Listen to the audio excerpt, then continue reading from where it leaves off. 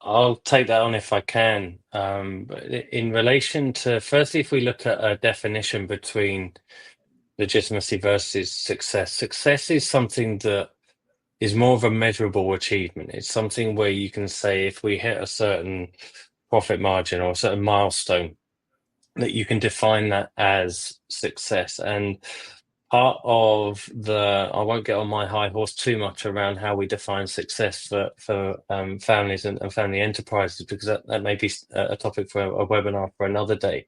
But it's important to separate out that definition of success versus the feeling of internal legitimacy. And internal legitimacy is personified by a deeper sense of belonging, a deeper sense of purpose and recognition, as Kim was saying about, in terms of the way in which somebody is able to feel within their lives. Again, we spoke with many who were within the research who were, by any deem of external measure, successful. They had MBAs, they had qualifications, they had various different elements that would suggest that they would be successful. But for many, they lacked that kind of internal sense of belonging and purpose that allowed them to thrive alongside that success. And one of the ways in which we are suggesting people take the work that we're doing and to utilize that is to not think of it as an either or, but think of it as a combination. How do we help utilize and understand legitimacy within our family enterprise, and within us as individuals, and utilize that to derive a level of success that we believe to be appropriate for our family? So again, back to those conversations, encouraging open dialogue between families. If that needs to be something that's facilitated in the way that we do, then that's something, again, we would suggest. One of the other elements as well that we came across as a result of the research, particularly when looking at legitimacy versus success, is the perception of giants. So many of the people that we spoke with grew up in what we termed the land of giants. They had success and achievements from the predecessors before them.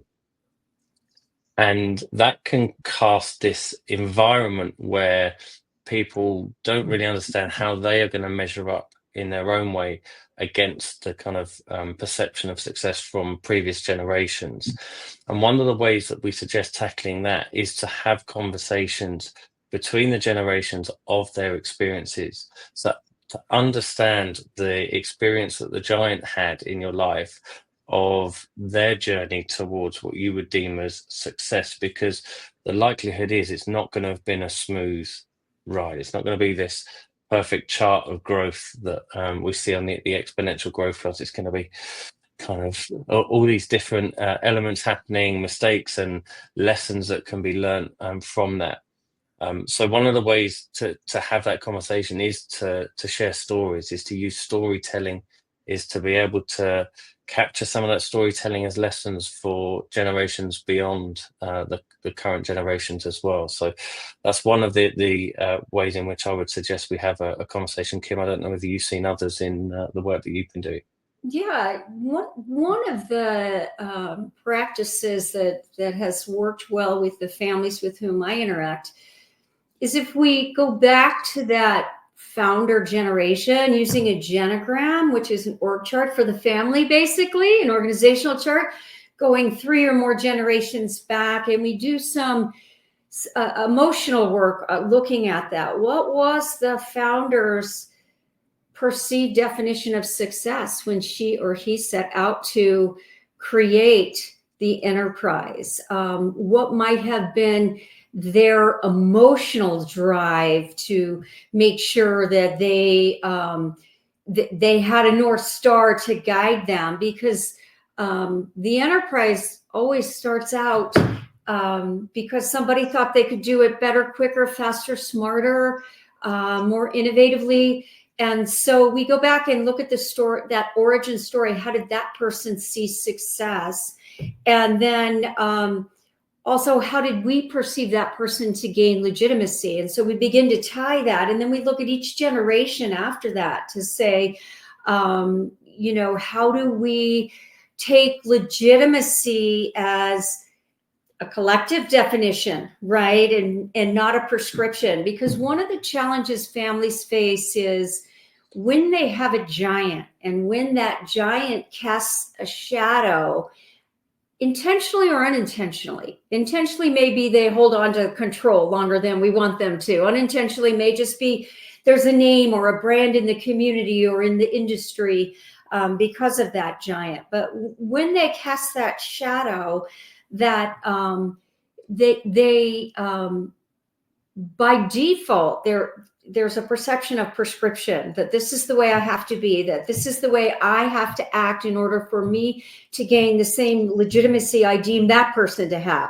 So it's often good to go back through that genogram and let it set some boundaries and some safe, trusting environment conversations about, how do we get to what I call confident vulnerability? How do we get to a place where we all belong in this story, as you said, Russ, belongingness, right? Because without belongingness, that is when families begin to get that divide.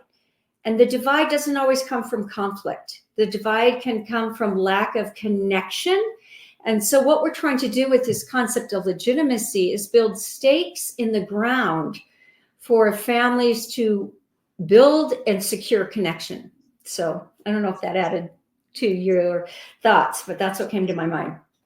Yeah, it sparked another thought in my mind as well around the world in which the next or rising generation is growing up into is inherently different from the world that oftentimes the giant has grown up into.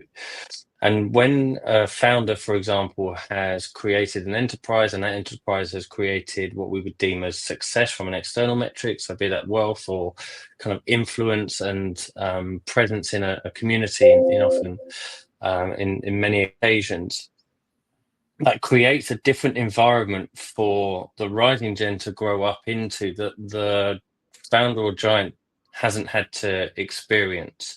And yet they can both feel as if they have grown up in the same world at the same time because they're experiencing it as they go. So again, I think the genogram exercise, the way of sharing stories and that confident vulnerability is a brilliant way to explore those kind of experiences without there being a judgment on who's right or wrong. It's not a moral judgment on who's right or wrong. It's around sharing the experience of what it's like for each of the parties to then define what does legitimacy mean for me? What does success mean for us as a family? How do we then align the enterprise around that and the activities that we're doing around that? So I think that's a great way to explore